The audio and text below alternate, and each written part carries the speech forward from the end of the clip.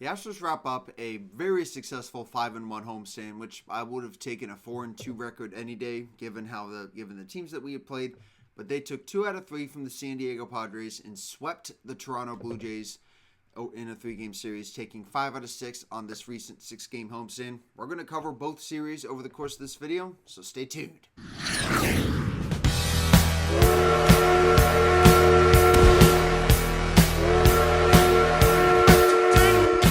We're back, boys. I'm sorry I was not able to be in town to cover the San Diego Padres series for you guys. I was actually out of town. I hung out with my best friend Sammy, who you guys have seen in a lot of my previous Astros fan reaction videos. But this past weekend, it was her birthday, and I planned a surprise visit to go and surprise her, and we had a fun time together. This was all around a very, very awesome homestand, arguably one of our best of the season, and I'm hoping we keep this up as the season progresses. And honestly, I don't even know where to start. I guess we'll start with this first series against the Padres. So the main headline in this first game was Cam Smith. He hit 2 home runs in this game, putting himself in elite company with Jordan, being the second youngest player in franchise history, if not the youngest, to hit 2 home runs in a game I think this early on in the season. But this was honestly his best game so far this season, hitting 2 home runs like I had said, one of which of course did go into the Crawford boxes, so it was kind of more of a Dyken Park home run. So Smith has clearly shown that he can hit pitches to the opposite field, but pulling it has been a work in progress and probably just one piece away from becoming an elite big league hitter. So his 2 home runs that he hit were both pull shots to left field, one of which of course went into the Crawford boxes. The other one was of course more of a no-doubter. 2 big swings gave the Astros some pretty big leads. He is the youngest Astros player to hit 2 home runs in a game since August in his rookie season, who is actually who at the time was just 4 days younger than him. At 22 years, 51 days, Cam Smith in this game was 22 years, 55 days. So, just a hair older. I mean, it's kind of cool, but, very, very close. Hopefully that's a good sign of what we're going to see for Cam Smith. But despite the Padres making this game interesting in the 7th inning with Luis Ariz hitting a 2-run shot in the top of the 7th to make it a 1-run game, the Astros would score an insurance run late with an RBI single by Jake Myers. That insurance run, of course, would luckily not be needed, as Josh Hader would go on to get the save and seal the deal for the Astros with them winning this game at 6-4. Game 2 of the series, the Padres got engaged in this game early with Hayden Wesneski on the mound. This guy, of course, has been amazing for us, but the Padres tagged him for 2 runs early after 5 innings, with the Padres going up 2-0 after the 5th inning. But the Astros would form a rally in the bottom of the 6th inning, with Christian Walker hitting a 2-run shot to the Crawford boxes to tie the game up at 2. And then going into the 7th inning was when the Astros would form another rally with Cam Smith and Isaac Paredes each getting on base with base hits. But then in the bottom of the 7th inning was when the Astros would rally would continue their rally and eventually take the lead. Victor would start the inning by drawing a leadoff walk. Cam Smith, 2 batters later, would then also get a base hit, putting runners on first and second with 1 out. Though Jose Altuve was unfortunately not able to come through with less than 2 outs, as he would line out sharply. But then Isaac Paredes was able to come through once again, as he was able to bat in the go-ahead run, putting the Astros up 3-2. And although the Astros were unable to get an extra run going for Josh Hader, he would luckily not need it, as Josh Hader would end up getting the save in this game, his 2nd save in as many days. But unfortunately for the Astros, it was a very similar story in the series finale on Sunday Night Baseball. With the Padres going up 2-0, the Astros would rally to tie in the 5th inning, but unfortunately Taylor Scott would give up the go-ahead home run to Fernando Tatis Jr. He was kind of the carrying point of the Padres offense over the course of this game. So unfortunately the Astros would drop the series finale and behind what was a rather decent outing for Framber Valdez. I mean, he's kind of been okay. I mean, Valdez of course has kind of been okay. He worked around pretty much a lot of traffic, and also it was a pretty lengthy delay in the 1st inning with Luis Ariz sustaining a pretty major injury. So far, I don't really have many injury updates about him. But despite that delay, he worked around that, plus some traffic, in what was a pretty solid start for him. So hopefully he can carry this solid start into this weekend when he pitches in KC. And speaking of injury updates, I did forget to share some. Lance McCullers Jr., despite battling some stomach flu and missing out on his rehab start, is going to make a rehab start this weekend. So we'll see how that goes. And then Forrest Whitley, next up after that, was actually reinstated off of the injured list this past Saturday. And he did pitch 2 clean innings in one of the Astros wins against the Blue Jays, which I'll discuss more shortly. And then I believe Caleb Ward might also be activated soon. I'm not 100% sure on him. But like I said, hopefully we're going to be seeing Lance McCullers at some point in the not-so-distant future.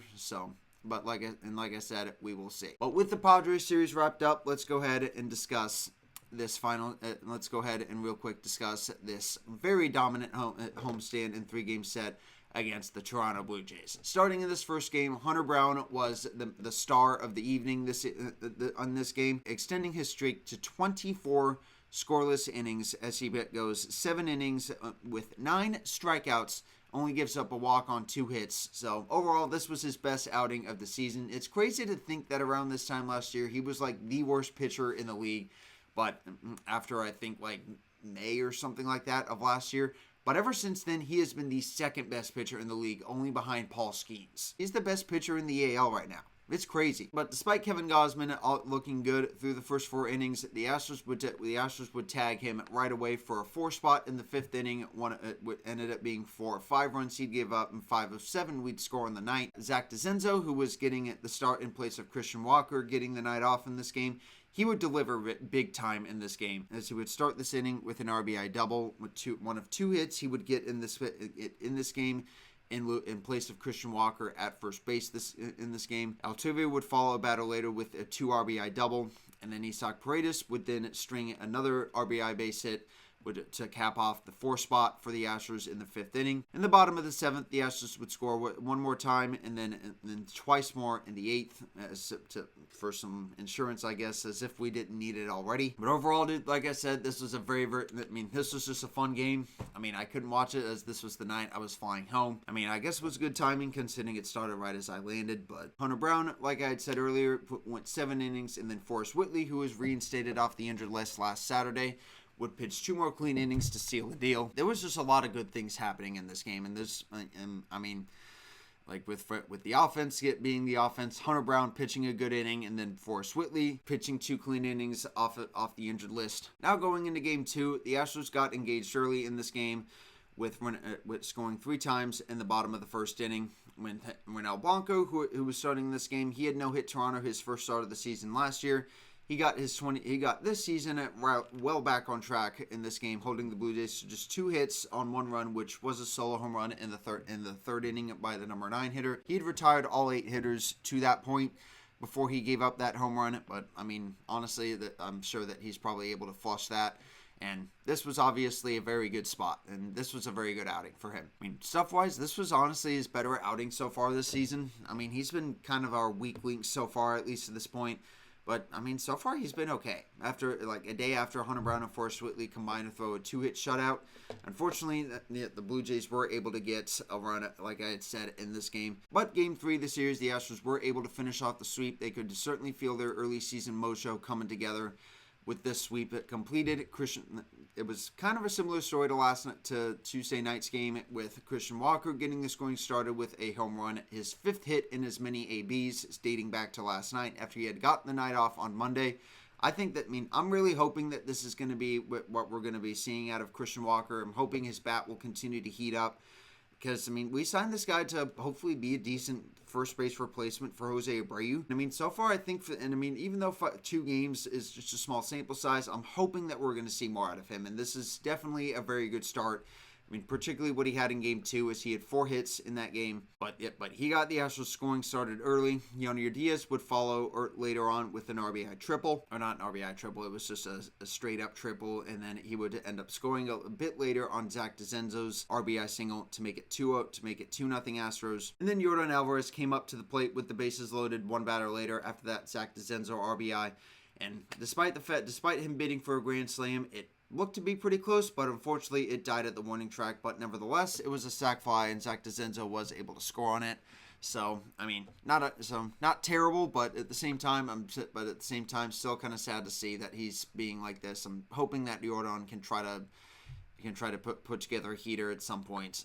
But those 3 runs would be all that the Astros would score in this game. Thankfully, all that they would need, as once again their pitching, it proved to be too dominant over the course of the series. Arguably one of the best that the Blue Jays had probably face this season, with Ryan Gusto going 5 2/3 innings, getting 6 strikeouts, giving up just that 1 earned run.